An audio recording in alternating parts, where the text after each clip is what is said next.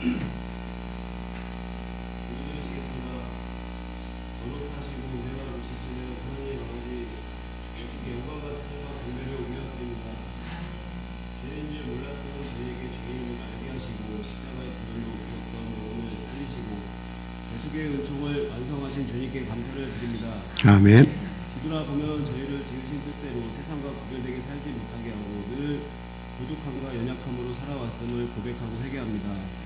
바라옵기는 힘든 시련과 아픔 중에서도 주님 덕분에 기뻐하고 감사할 수 있는 신실한 믿음의 자녀가 되도록 인도하여 주옵소서. 아멘.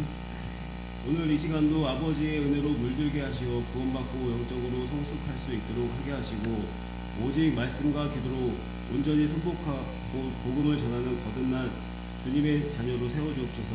아멘. 오늘 있을 교회 김장에 수고해 주시는 모든 성도님들께 감사의 응답 허락하소서. 아멘. 복된 안식일 단일 세워주신 목사님께 영육간의 강건함으로 지켜주시고 전하시는 말씀을 통해 크고 놀라운 권세와 능력이 선포되게 하옵시고 성도들이 충만한 은혜와 감동을 체험하는 시간이 되게 하옵소서. 아멘. 묵묵히 예배를 돕는 손길들마다 기쁨과 평안으로 응답해 주시고 찬양 드릴 때 주님의 품을 활짝 열어주시어 기쁘게 받아주옵소서. 아멘. 이 모든 말씀 거룩하신 예수 그리스도의 이름으로 기도드립니다. 아멘.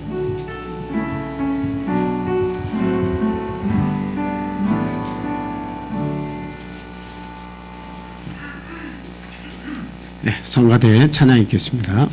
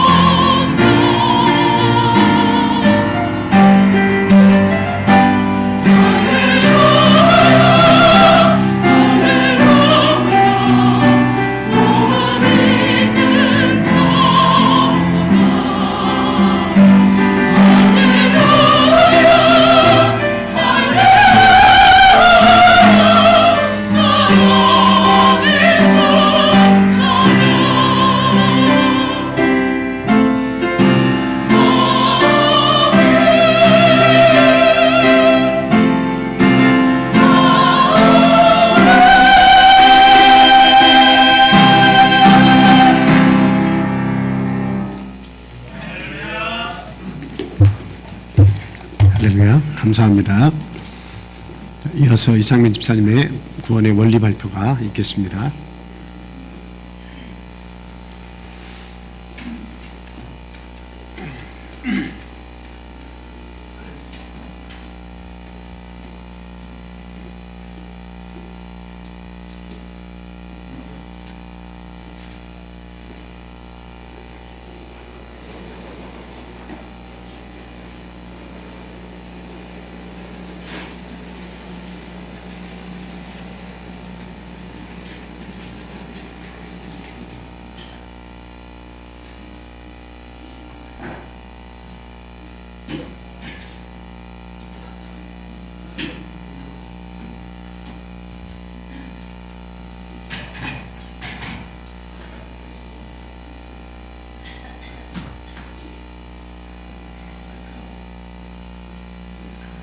마이크 볼륨 좀 올려주세요.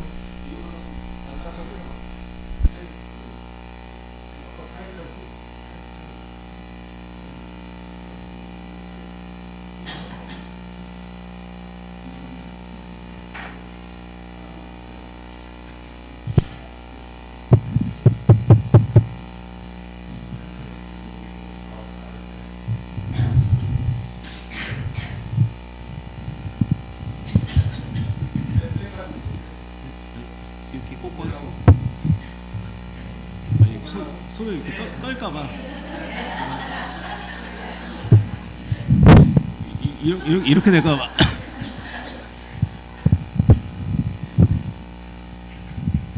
죄송합니다. 많이 부족합니다. 하나님의 이름으로 구원의 원리 발표하겠습니다. 창조.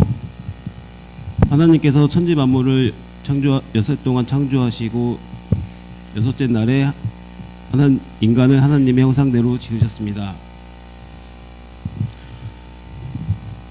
인간은 영과 혼과 육으로 지음받았으며 지음받았을 때는 선하고 흠이 없었습니다. 인간은 하나님의 영광을 위해 창조되었습니다. 하나님은 인간에게 놀라운 축복을 허락하셨습니다. 첫째, 하나님의 영을 인간 안에 불어넣으셔서 거하게 하시고 영적으로 살게 하셨으며 하나님께서 인간과 친밀한 교제를 나눌 수 있도록 허락하셨습니다.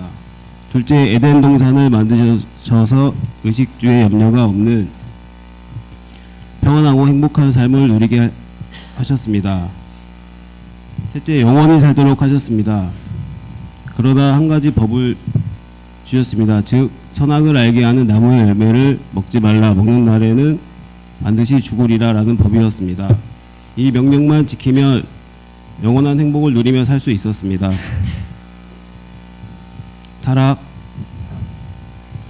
그러나 인간은 애석하게도 사탄의 유혹을 받아 선악과를 따먹음으로 하나님의 명령을 어기고 말았습니다. 그 결과 다음과 같은 비참한 상황에 처하게 되었습니다. 첫째, 에덴 동산에서 추방되어 고통과 불안과 허무 속에서 살 수밖에 없었습니다.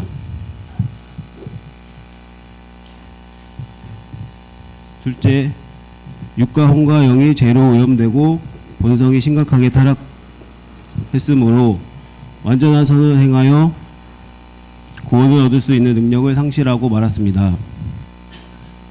셋째, 하나님의 영이 인간 안에 거하실 수 없으므로 떠나시고 하나님과의 친밀한 교제가 단절되어 영적으로 죽게 되었습니다. 그리고 육도 서서히 죽게 되었습니다. 넷째, 사탄의 영이 인간 안에 들어와 인간을 지배하게 되므로 인간은 사탄의 권세 아래 놓이게 되었습니다. 다섯째, 최후로 죽은 후 심판을 받아 영원한 지옥의 형벌을 받아야 할 운명에 놓이게 되었으며 타락한 모든 인간은 이 저주스러운 운명에서 벗어날 수 없었습니다. 여섯째, 인간은 이 저주스러운 운명에서 벗어나 구원을 얻기 위하여 선행, 수도, 종교, 철학, 과학 등 여러 가지 방법으로 노력을 하고 있습니다. 그러나 인간은 어떠한 방법으로 결코 자신을 구원할 수 없습니다. 그 이유를 간단히 종합해 보면 인간은 스스로 죄의 문제를 해결할 수 없고 또 사령을 쫓아내고 성령을 모실 수가 없기 때문입니다. 회복의 계획. 하나님은 사탄의 권세 아래에서 죄로 인해 멸망받을 수밖에 없는 인간을 불쌍히 여기시고 사랑하셔서 최초의 인간처럼 구원할 계획을 세우셨습니다. 그 회복의 계획이 바로 예수 그리스도의 십자가를 통한 제사함과 성령의 내주입니다. 이 두 가지가 구원의 핵심이고 구약에서 줄기차게 예언되었으며 신약에서 그 실현을 보여주었습니다. 하나님께서 이를 위해 하나님 자신이 육신으로 내려와 이 땅에 오셔서 인간의 죄를 대신 지시고 십자가에 달리셔 피 흘려 죽으시고 장사된 지 3일 만에 부활하셨습니다. 그분이 바로 예수 그리스도입니다. 그리고 그를 믿는 자에게는 값없이 은혜로 이 두 가지 문제를 해결할 수 있도록 하셨습니다. 그 방법이 바로 예수님께서 말씀하신 거듭남입니다. 거듭남이란 제사함의 침례이며 성령을 받아 방언을 말하는 것입니다. 이 거듭남을 예수님은 물과 성령으로 나눈 것이라고 했으며 바울 사도는 중생의 씻음과 성령의 새롭게 하심이라 하셨습니다. 침례를 받아 죄사함을 얻으며 의롭다 칭함을 얻고 구원을 얻게 됩니다. 그리고 성령을 받게 되면 하나님의 영이 인간을 지배하는 사령을 쫓으시고 인간 안에 내주하게 되십니다. 거듭남으로써 이 두 가지 문제를 해결한 사람은 사탄의 권세에서 하나님의 권세로 들어와 영적으로 범죄하기 이전의 인간처럼 회복되어 엄청난 복된 신분의 변화를 받게 되고 또한 풍성한 삶을 누리도록 하시고 장차 죽게 되면 그 영혼은 낙원을 거쳐 영원한 천국에 들어갈 자격을 얻게 됩니다. 이 하나님의 권세가 영적 에덴이며 이 땅에 건설될 하나님의 나라이며 새 예루살렘이며 천년 왕국이며 교회입니다. 교회는 영적으로 영광스러운 장소입니다. 구원의 유지. 성도는 거듭남으로 얻어진 의와 구원을 유지해야 합니다. 구원받는 것도 중요하지만 영원한 천국에 가기까지 구원을 유지하는 것은 더 중요합니다. 구원을 유지하기 위해서는 첫째, 영적 에덴인 교회를 떠나 믿음을 상실하면 안 됩니다. 왜냐하면 교회에서 개인의 구원이 이루어지기 때문입니다. 둘째, 십계명을 굳게 세우고 지키기 위해 힘써야 하며 십계명을 통해 깨닫게 되는 자신의 죄인됨과 지은 죄들 그리고 심지어 깨닫지 못한 죄까지도 예수 그리스도의 십자가를 의지하고 자백하고 회개하여 지속적으로 죄 용서함을 받아야 합니다. 이 지속적인 죄사함이 은혜 중 가장 큰 은혜입니다. 영적 에덴에서 선악을 알게 하는 나무의 열매는 십계명이며 생명나무는 예수 그리스도이십니다. 육적 에덴에서는 하나님의 계명을 범하면 죄사함의 길이 없어 쫓겨날 수밖에 없지만 영적 에덴에서는 십자가를 통하여 죄사함의 길이 열려 있으므로 지속적으로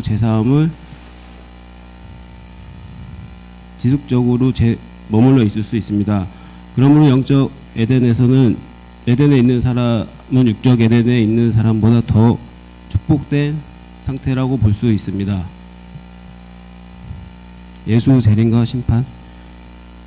영적 에덴에 있는 사람은 죄는 용서되고 선을 인정받아 점점 쌓여서 장차 예수께서 재림하셔서 만민을 심판하실 때 상급의 심판을 받아 영원한 천국에서 상급과 영광을 받게 됩니다. 그러나 사탄의 권세 아래에서 구원받지 못한 사람은 죄악은 점점 쌓여 예수께서 재림하실 때 형벌의 심판을 받아 영원한 지옥에서 죄의 크기만큼 형벌을 받게 됩니다.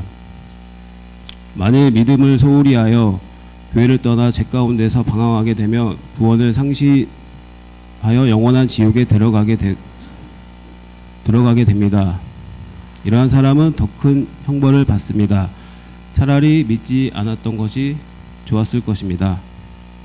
그러나 다행히 돌이킨 사람은 가까스로 구원을 얻을 수 있습니다. 천국에서 구원을 얻을 수 있습니다만 천국에서 받는 상급이 지극히 적습니다. 성도가 사탄의 권세에서 하나님의 권세로 회복되어 구원받는 것도 예수 그리스도의 십자가의 은혜요 영적 에덴인 교회에서 구원이 유지될 수 있는 것도 십자가의 공로로 재용서 받기 때문이며 선이 선으로 기억되어 영원한 천국에서 상급이 될 수 있는 것도 십자가의 은혜로 죄사함 받기 때문입니다.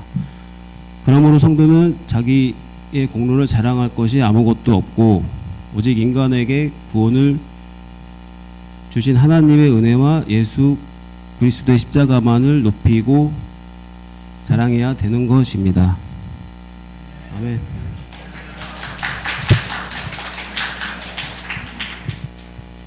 너무 오버버해서 죄송합니다.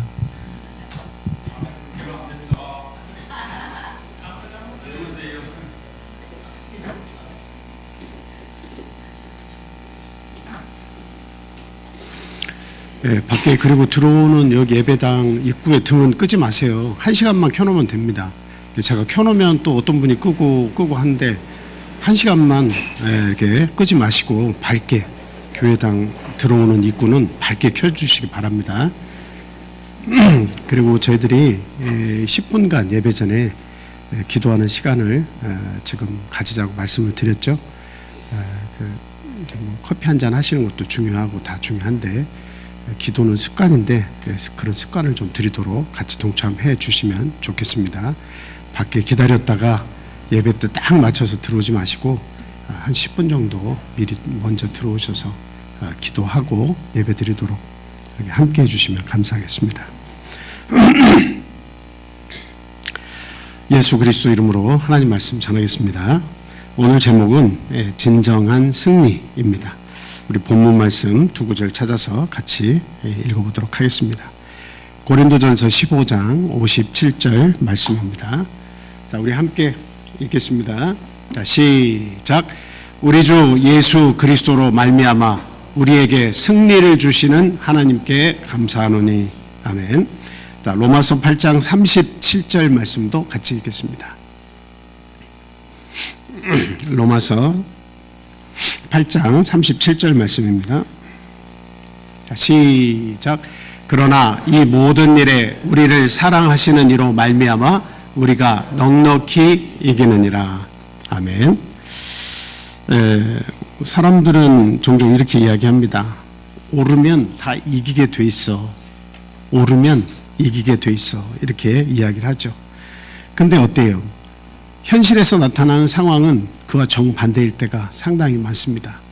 오라도 지고 정직해도 손해보고 신실해도 비난받을 때가 많이 있습니다. 근데 세상에서는 그렇게 보일지라도 우리가 신앙인으로서 볼 때 성경은 분명히 이야기합니다. 하나님을 믿는 자에게는 그리고 또 신실하게 살아가는 자에게는 결국 옳은 것을 선택한 자에게는 반드시 승리를 주시겠다. 이렇게 성경은 이야기하고 있습니다. 근데 우리가 아는 것과 같이 방식이 좀 다르다. 우리에게 주시는 승리를 안겨주는 그 방식이 우리가 생각하는 것과 같지는 않다라고 하는 것을 우리가 성경 말씀을 통해서 알 수가 있습니다. 그래서 오늘 참 세상에서는 오해받고 세상에서는 패배자로서의 모습을 가졌지만 결국 승리한 자들의 모습을 성경에 있는 인물들을 통해서 같이 보면서 교훈을 얻도록 하겠습니다. 한 회사에서 신규 직원을 채용하는 과정 속에 그 몰래카메라를 그렇게 설치를 하고서요, 정직 테스트를 한번 했습니다. 뭐냐면 그 봉투 하나에다가 돈을 한 20만 원 정도를 넣어놓고 거기에다 쪽지를 하나 이렇게 넣어놨어요. 이 돈은 가져가도 안 가져가도 아무 상관없습니다. 가져가도 안 가져가도 아무 상관없습니다. 어느 누구도 보고 있지 않습니다. 이렇게 그것을 써놨어요. 그래서 이제 저희들이 보면 당연히 그것을 직원이 될 사람이면 그걸 딱 보고 이거 내 거 아니니까 가져가면 안 되겠구나 하고 그 자리에 놓고 나오면 되는데, 거기에 문구 자체가 가져가셔도 상관이 없습니다. 아무도 보고 있지 않습니다. 이런 문구가 이게 적혀 있어가지고 그거를 보고 어떤 제스처를 취하냐, 그거를 보기로 한 거죠. 근데 대부분의 사람들은 그것을 보고서 그냥 눈치를 한번 보고 자기 봉투에 넣어서 가지고 나갔습니다. 근데 어떤 사람은 들어가가지고 그것을 보자마자 그냥 그 자리에다 두고 거기에서 면접관이 이제 후에 들어와서 몇 가지 묻는 질문에 대답을 하고 나갔어요. 근데 나중에 이제 발표를 이렇게 하는데 면접관이 이제 다시 불러서 합격자를 발표하고 불러서 이야기를 나눴어요. 왜 그거 가져가도 무방한데 왜 가져가지 않았냐, 그렇게 이야기를 하니까 그 사람이 대답을 했습니다. 첫째, 이것은 제 것이 아니고, 그리고 사람이 보지 않는다고 해도 제 양심이 보고 있고 하나님께서 보고 계십니다. 이렇게 이야기를 했습니다. 그래서 그 청년은 마지막으로 합격을 했는데 참 좀 아이러니한 것은 바깥에 나오니까 많은 면접자들이 다 기다리고 있었는데 그 사람을 지칭하면서 참 바보 같은 사람이다, 이렇게 손가락질을 하더라는 거예요. 그것을 가지고 나온 많은 사람들은 왜 어리석게 그것을 가지고 나오지 않았느냐, 공짜로 주는 건데. 결국 거기에서 면접에서 합격한 사람은 이 청년, 바르게 그것을 놓고 나온 그 청년이 이렇게 합격을 했다는 그런 내용입니다.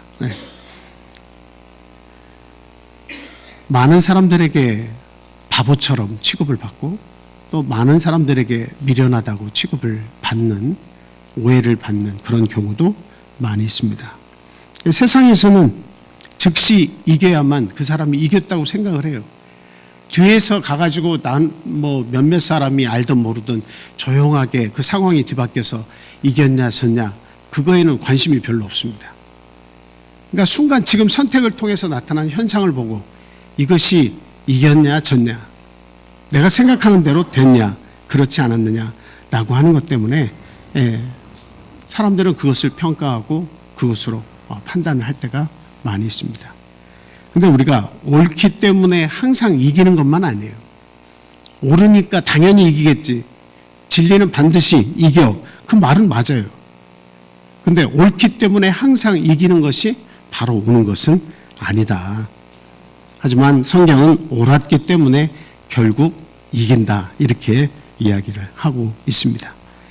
성경에서 많은 인물들이 있지만 특히 우리 예수님을 보시면 십자가에서 돌아가신다고 하는 이 사건은 이거는 완전히 이 세상에서 볼 때는 패배자의 모습입니다. 그 패션 오브 크라이스트라고 하는 영화를 다 보셨겠지만 감명 깊은 그 영화를 보면서 예수님이 십자가에 달릴 때 마귀가 그것을 비웃는 모습이 이렇게 드러나 있는데요. 그 내용을 이렇게 보면서 세상에 그 당시에 예수님이 돌아가실 때 많은 사람들이 보면서 뭘 생각했겠습니까?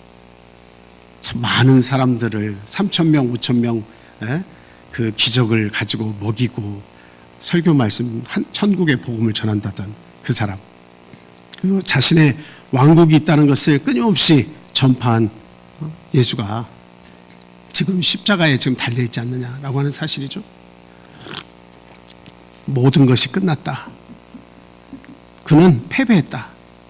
한때 많은 사람을 이리 몰고 저리 몰고 다니면서 많은 사람들의 입에 오르내렸지만 그는 실패한 사람이다. 이제 저 십자가에 죽었으니 누가 그를 따르겠느냐 이렇게 생각을 했습니다. 근데 십자가에서 지는 것 같았지만 그러나 오늘날 우리가 생각해 보면 예수의 그 십자가, 예수님의 그 십자가 사건을 통해서 가장 역사 속에서 기억에 남는 가장 큰 승리를 이루셨다 이렇게 말씀을 드릴 수 있습니다. 이사야 53장 5절에 보면 그가 찔림은 우리의 허물 때문이요 라고 이야기를 하고 있습니다. 예. 우리들의 죄를 대신 지시고 십자가에 달려 돌아가시는 일은 너무나 고통스럽고 그 자체가 죽음의 길이었어요. 어느 누구도 그 길을 가려고 하지 않는 길이죠. 갈 수 없는 길이에요. 근데 예수님께서 그 십자가를 가실 때 얼마나 많은 사람들의 오해를 받으시고 얼마나 고통을 겪으시며 그 죽음에 이르기까지 아픔이 얼마나 크셨겠습니까? 하지만 하나님은 그 고난의 십자가를 승리로, 역사적 구원의 승리로 바꿔주셨다라고 하는 사실이죠. 빌립보서 2장 8절 9절에 보면 죽기까지 복종하셨으니, 그 다음에 쭉 보면 하나님께서 지극히 높여 모든 이름 위에 뛰어난 이름을 주셨다고 그렇게 이야기하고 있습니다. 죽기까지, 십자가에 죽기까지 복종하셨는데 하나님은 그를 높이셨다고 이야기하고 있습니다. 그러니까 우리가 이 세상에서 어떤 그 오해를 받는 거 충분히 있을 수 있어요. 누구라도 다 오해를 받습니다. 누구라도 다 이런 힘든 시기를 겪을 때가 다 있습니다. 그래서 왜 이것이 드러나지 않을까? 왜 내 생각대로 이것이 진리라면, 이것이 맞다면 왜 바로 내가 승리하지 않을까 하는 그런 일들이 많이 있습니다. 그런데 진짜 승리는 세상의 박수 속에서 사람들이 막 그것을 인식하면서 박수하는 그 속에서 오는 것이 아니라 누구에게서 오는 것이냐? 하나님의 손에서 오는 것이다 라고 한 사실입니다. 승리는 하나님께 있어요. 사실 하나님이 주시면 받는 것이고 하나님이 거두시면 승리하지 못합니다. 그래서 성경을 어디에라도 다 보세요. 전쟁을 통해서도 마찬가지고 우리의 마음속에서 일어난 사건들도 마찬가지고 하나님께서 우리의 생각과 마음을 지켜주시지 않으면 우리는 패배하게 돼 있고 생각과 마음을 지켜주시면 우리는 승리하게 돼 있어요. 전쟁에서 아무리 중요한 전차를 많이 가지고 있고 화력이 중요하다 해도 그 애굽의 아주 귀한 말들이 전장에 많이 참여했다 할지라도 하나님께서 승리를 허락하시지 않으면 승리할 수 없는 것이 인간의 역사예요. 그래서 진짜 승리는 그 즉시 이루어지는 것보다는 사실 진짜 승리는 항상 뒤늦게 온다라고 하는 것을 알 수가 있습니다. 순간적으로 오는 것은 진짜 승리가 아닌 경우가 대다수예요. 지금 금방 모든 것이 내가 맞았기 때문에, 내가 옳았기 때문에 그것을 바로 받는 것, 승리일 수 있어요.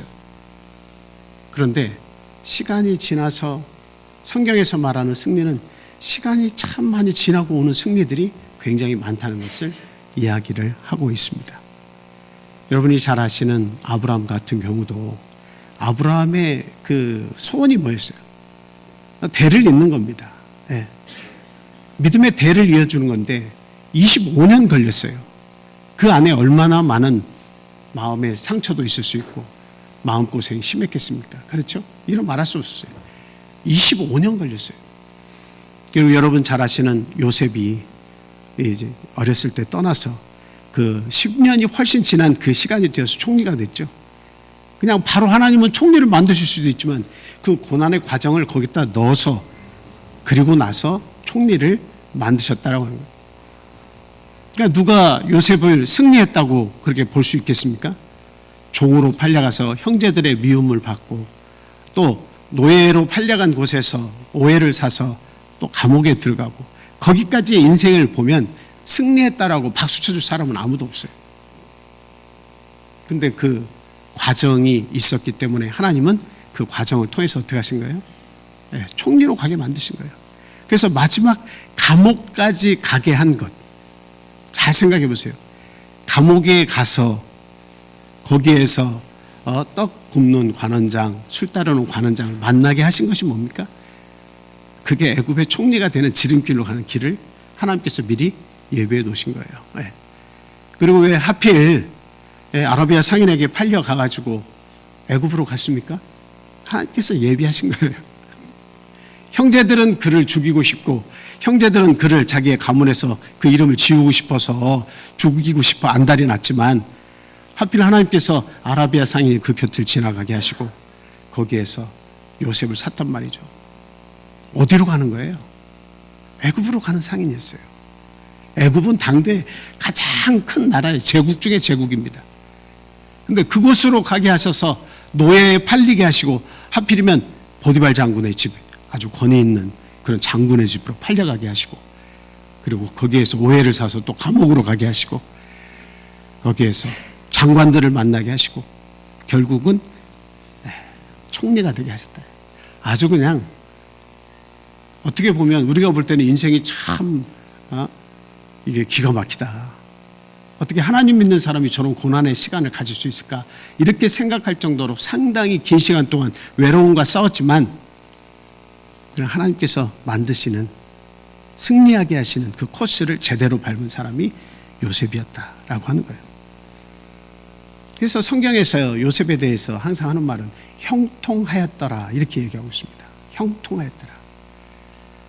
어떤 고난의 현장에서도 박수받는 인생을 살지는 못했지만 그러나 하나님께서 항상 기도함을 통해서 살아가니까 하나님의 그 인생을 형통했다고 계속 얘기하고 있어요. 노예로 팔려가도 형통했고 그리고 감옥에 들어갔지만 형통했고 마지막 총리가 돼서도 그의 하는 모든 삶은 하나님 보실 때 형통했다라고 이야기하고 있습니다. 그래서 요셉은 진짜 승리한 자의 표상입니다. 우리 예수 그리스도는 더더욱 그렇고요. 그래서 승리는 하나님의 손에서 오는 것이다. 그것을 우리는 반드시 믿어야 되겠습니다. 내가 쟁취하려고 해서 승리가 쟁취지는 게 아니에요. 내가 옳은 것을 선택하여서 그것이 반드시 옳은 것도 아니에요. 그리고 옳은 것을 선택했어도 지금 당장 그 결과가 나에게 주어지는 것도 아닐 수 있다라고 하는 사실이죠. 창세기 39장 20절에서 21절 말씀을 보시면요. 제가 읽어드릴게요. 이에 요셉의 주인이 그를 잡아 옥에 가두니 그 옥은 왕의 제수를 가두는 곳이었더라. 요셉이 옥에 갇혔으나 여호와께서 요셉과 함께 하시고 그에게 인자를 더하사 간수장에게 은혜를 받게 하시고 누가 옥에 갇혔지만 옥에 갇힌 것은 세상에서도 끝났어. 이제 넌 노예였고 그리고 겁탈하는 그 현장에서 도망을 갔고 너는 죄가 보통 죄가 아니야. 너는 바로 죽음. 그냥 살았으나 죽었다고 볼 수밖에 없어. 이렇게 평가받고 그렇게 단정지을 수밖에 없는 삶이었지만 21절에서는 여호와께서 요셉과 함께 하셨다. 그리고 간수장에게 은혜를 받게 하셨다. 하나님께서 하신 일이에요. 세상에서의 판단은 패배자지만 하나님께서 보실 때는 은혜를 줄 수밖에 없는 그런 자였다라고 하는 사실이죠. 요셉은 옳았고 그리고 억울한 감옥에 갇혔지만 하나님은 그 감옥을 총리의 자리로 가는 길로 하나님은 사용을 하셨습니다. 진정한 승리는 항상 보면 누구에게로부터 오냐? 하나님께로부터 오는 거예요. 그리고 하나님께서 우리에게 생각과 마음을 지켜주시는 그 힘을 우리에게 주실 때 우리가 승리자로서 그 때를 기다릴 수가 있는 것이다 라고 하는 겁니다. 여러분 다윗 잘 아시죠? 사울이 얼마나 미워했는지 그냥 시간만 나면 창으로 던져서 죽이려고 하고 시간 나면 군병들을 몇천 명씩 동원해서 따라다니면서 그를 발견하는 즉시 죽이려고 하고 그랬습니다. 그런데 다윗은 어떻게 했습니까? 죽일 기회가 있었지만 그를 하나님께서 기름 부으신 자이기 때문에 죽일 수가 없었어요. 사무엘상 24장 12절에 보니까 여호와께서 나와 왕 사이를 판단하사 나를 위하여 왕에게 보복하시려니와. 그걸 누구에게 미룬 거예요? 하나님께 미뤘어요. 다윗은 충분히 어느 때라도 사울의 목숨을 해할 수가 있었어요. 그럼에도 불구하고 하나님 나와 이 사울이 하는 행위 사이를 하나님께서 보시고 판단해 주십시오. 내가 옳다면 나를 위해서 왕에게 당신이 그 보복을 해 주십시오. 나는 기름 부은 자라 감히 내가 내 손으로 왕을 해할 수가 없습니다. 이게 뭐예요? 예, 옳은 선택을 한 거예요. 근데 주변에서 그 왕을 보필한 사람들은 생각했을 거예요. 아니 왜 그때 사울을 죽이지 않았습니까? 그 굴에 들어왔을 때 충분히 죽일 수가 있었는데 왜 옷자락만 자르셨습니까? 참 난 당신을 이해할 수가 없습니다. 그 보좌관들은 아마 그런 생각을 했을 거예요. 왜 죽이시지 않았느냐? 그리고 당신이 왕의 자리에 오르면 되지 않느냐? 왜 그 일을 하시지 않는 겁니까? 참 답답합니다. 그래서 많은 주변의 사람들은 이렇게 하다가는 다윗 당신이 패배할 수도 있습니다. 이렇게 생각을 했을 거예요. 근데 하나님께서는 어때요? 결국 다윗을 왕으로 세우셨다 하는 겁니다. 하나님께 달렸어요. 하나님이 하시는 일이에요. 우리는 그 하나님의 선하신 뜻을 믿고 때를 기다리는 자가 돼야 된다라고 하는 거죠. 여러분 다니엘은 뜻을 정해서 하루에 3번씩 하나님께 기도했습니다. 기도하는 것이 옳았지만 그 기도하는 것 때문에 사자굴에 던져졌어요. 옳지만 자기가 생각한 대로 옳은 것의 결과를 바로 받지 못했어요. 오히려 반대되는 사자굴에 들어가는 그 죽음이 자기에게 찾아왔습니다.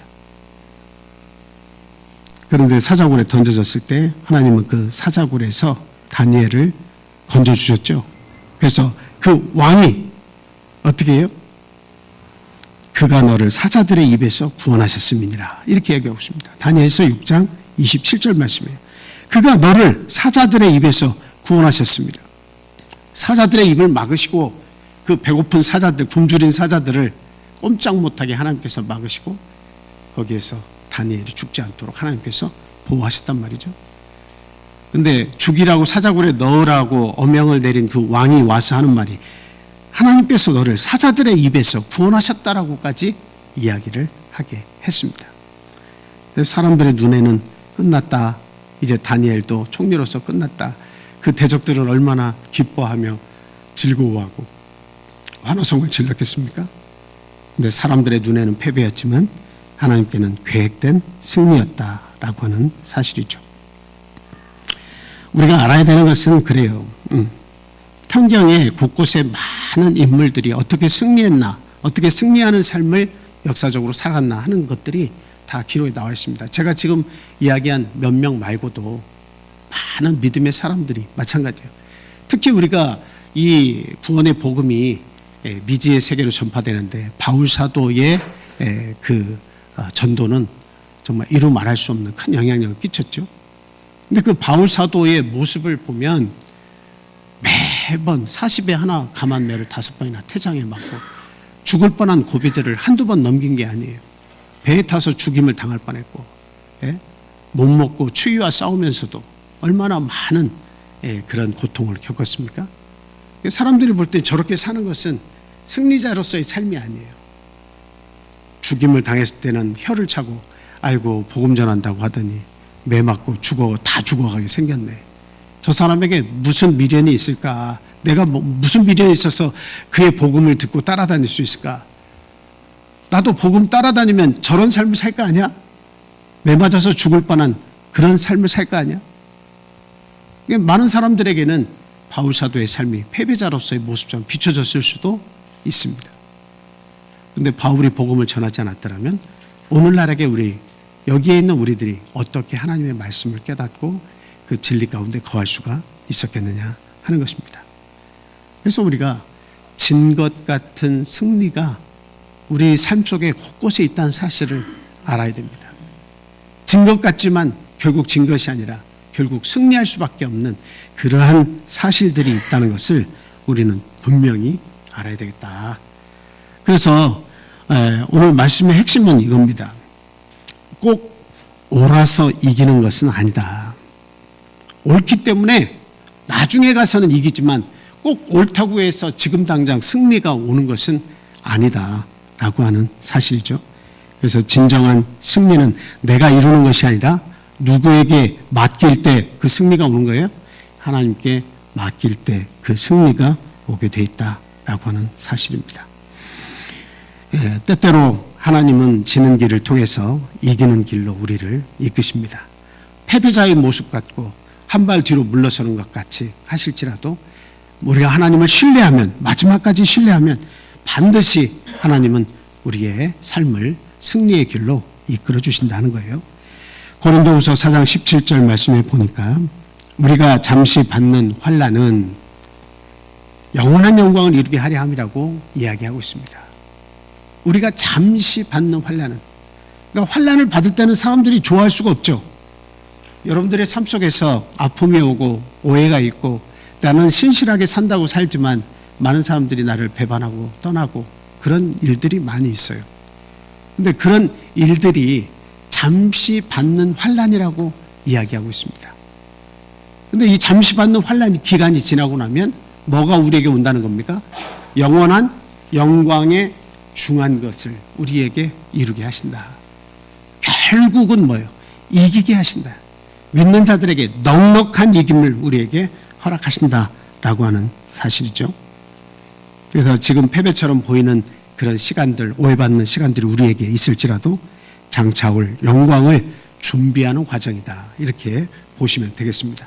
내가 믿는 자의 삶을 산다는 것은 많은 것을 양보해야 돼요. 내가 믿는 자로서 살아간다고 하는 것은 많은 것을 손해보는 삶을 살아야 돼요. 그리고 상대들은 다 그것을 쟁취하려고 하지만 우리는 그것들을 내어줄 때가 너무도 많이 있습니다. 그러나 이게 잠깐이에요. 잠깐. 우리의 10년, 20년 나이 먹고 하나님 부르실 날 잠깐입니다.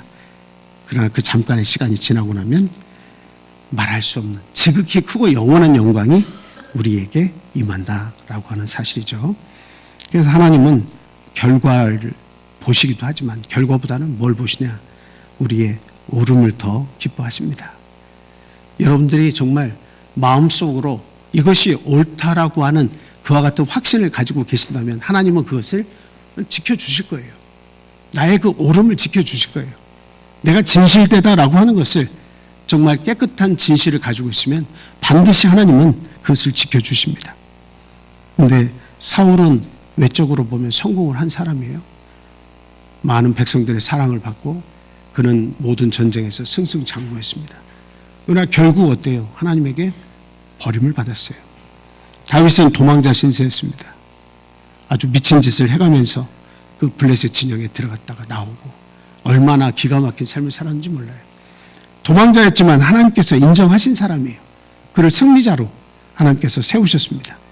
하나님은 외적으로 승리한 모습을 막 지원하고 좋아하시는 것이 아니라 하나님은 순종을 더 중요하게 보신다.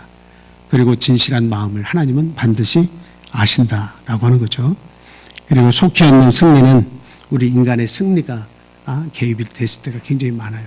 속히 오는 승리는 사람들은 다 조급해요. 그냥 순간순간 그 승리를 쟁취하고 싶어 해요. 그 순간순간의 쟁취가 이루어지지 않으면 마음이 답답해지고 가슴이 먹먹해지고 속이 상하고 그런 일들이 많이 있습니다. 그러나 늦게 오는 승리는 하나님의 승리일 때가 많이 있어요. 때로는 오해받고 때로는 지치고 때로는 마음이 울적하고 힘이 들 때도 있지만 우리가 때를 기다리면 하나님께서 반드시 그 승리를 우리에게 가져다 주신다라고 하는 거예요. 그래서 하나님의 승리는 결코 왜곡되지 않는다는 사실이에요. 결코 흔들리지 않고 하나님께서 항상 바른 것으로 인도하시고 선으로 바꿔서 하나님께서 옳은 길로 인도해 주신다는 사실이죠. 그래서 옳은 길에 선 사람은 반드시 하나님께서 이기게 하십니다. 우리의 걱정, 근심을 하나님께 맡기시고 내가 살면서 사람들에게 이웃에게 외면당하고 또 억울한 것처럼 결과가 오고 지는 것과 같은 그런 삶을 우리가 산다 할지라도 하나님은 침묵하시는 것 같지만 결단코 침묵하지 않으십니다. 반드시 지켜보고 계시고 반드시 선과 악을 판단하시고 하나님 그에 받는 결과를 주신다라고 하는 사실이죠. 그래서 패배처럼 보이는 순간에도 우리 하나님은 승리하고 계신다. 하나님은 항상 승리하고 계신다. 그 승리하시는 우리 하나님을 믿으시고 우리 믿는 자들에게 주시는 넉넉한 그 승리 그것을 같이 만끽하시는 저와 우리 참빛교회 성도님들이 다 되시기를 바랍니다. 자, 우리 함께 기도하겠습니다. 할렐루야. 사랑과 은혜가 충만하신 예수님의 이름으로 기도합니다. 하나님 감사합니다. 오늘을 주심에 감사합니다. 아침에 눈을 떴을 때 하나님께서 저의 생명을 돌보고 계시다는 사실을 깨달았습니다. 얼마나 감사한지 모릅니다. 또한 우리의 가족들의 모습을 지켜보면서 하나님께서 우리 가족들, 자녀들, 부모님들의 건강을 지켜주신 것을 생각했습니다. 하나님의 은혜가 아니라면 이 모든 평온함이 어디로부터 오겠습니까? 항상 우리 삶에 개입하시며 우리에게 좋은 것을 덧입혀 주시며 이방인들이 구하는 먹고 마시고 입는 것 외에도 하나님의 특별한 은총을 저에게 허락해 주신 것을 저희들 믿고 감사를 드립니다. 오늘 귀한 안식일을 저에게 허락하셔서 우리들의 양심과 우리들의 옥토와 같은 마음속에 하나님의 진리의 말씀을 주시니 감사합니다. 모든 승리는 하나님께 있다는 사실을 믿게 하여 주시옵소서. 나의 노력과 나의 힘을 다 쏟아서 승리를 쟁취하는 것이 아니라 결국 그 모든 것을 이루시고 모든 것을 판단하시는 우리 하나님께 승리가 주어져 있다는 사실을 믿게 하여 주시옵소서. 우리의 생각과 마음을 지켜 주시옵소서. 항상 우리 주님이 나와 함께 하시며 내가 어떤 선택을 하든 부족하든 아니면 넘치든 우리 하나님은 그 모든 것을 합력해서 선한 길로 이끄실 줄 믿는 믿음을 저에게 허락하여 주시옵소서.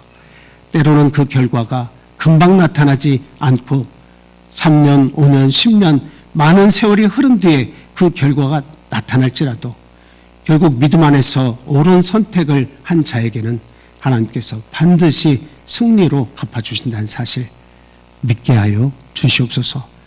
오늘 귀한 안식일입니다. 이 안식의 참복에 참석한 모든 성도님들 하나님 그 영혼을 항상 기억하시고 그들의 필요를 채워주시기를 간절히 소망합니다. 오늘 이 자리에 참석지 못한 우리 사랑하는 가족들도 있습니다. 육신의 가족들도 있습니다. 믿음을 아직 갖지 못한 자에게는 하나님 이 자리를 기억하고 찾아올 수 있는 은혜를 베풀어 주시옵소서. 이런 양들과 구도자들 하나님 기억해 주시옵소서. 그리고 우리 개개인들에게 하나님의 은혜를 이 복음을 전할 수 있는 전도인의 사명을 저에게 허락해 주시옵소서. 우리가 한 해를 거듭해서 살 때마다 우리가 잊고 있는 것은 나의 구원에 대한 감격도 약하지만 하나님 전도인의 사명을 잃어버릴 때가 너무도 많습니다. 하나님 다가오는 새해에는 정말 내 마음속에 전도할 대상을 허락해 주셔서 그 대상을 놓고 하나님 앞에 기도하며 진리로 거듭날 수 있는 때를 주시라고 간절함으로 기도하는 저희들이 되게 인도하여 주시옵소서. 멀리 떠나 있는 우리의 가족들 하나님 기억하시고 그들이 세상의 마음을 빼앗기지 않도록 하나하나 돌아보시며 그 영혼을 지켜주시기를 간절히 소망합니다. 오늘 이렇게 또한 김장이라고 하는 큰 잔치를 저희들이 하고자 합니다. 하나님 우리 성도님들의 마음이 하나가 되어서 기쁨과 감사 속에서 이 김장의 축제를 잘 마치고 우리 성도들의 아름다운 교제가 이 시간을 통해서 이루어지도록 함께하여 주시옵소서. 또한 우리 사택이 지어지고 있는 이 시간 하나님께서 그들의 건강을 하나님께서 지켜주시기를 원하고 물질로도 부족함이 없이 이 완전한 사택이 지어져서 우리 모두 기뻐할 수 있도록 하나님 인도해 주시옵소서. 오늘 이 귀한 안식일의 모든 절차 위에 하나님의 크신 영광과 사랑이 함께하기를 간절히 소원하며 예수 그리스도 이름으로 감사하며 기도합니다. 할렐루야. 아멘. 다 함께